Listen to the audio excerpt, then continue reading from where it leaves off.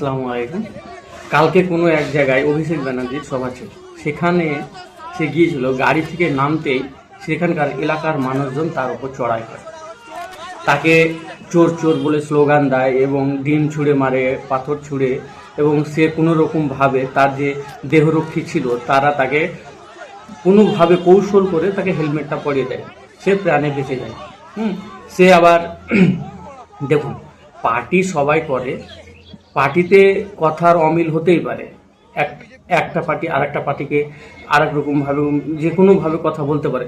তার পরিণাম কিন্তু এই না যে তাকে এলাকায় পেলে তার উপর মানুষ চড়াও হবে, তাকে মারধর করবে। তার অন্যভাবে সমাধান হতে পারে। কেন সে কোনো কথা বলছে, পারলে আপনারাও তাকে বলুন। এইভাবে তাকে মারা, তাকে ঘেরাও করা, এটা কিন্তু ঠিক না।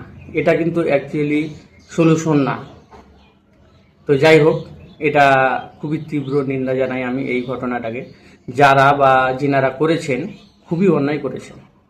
একটা মানুষকে ওইভাবে মারা ঠিক হয়নি। এটার অন্যভাবেও আপনারা প্রতিশোধ নিতে পারতেন।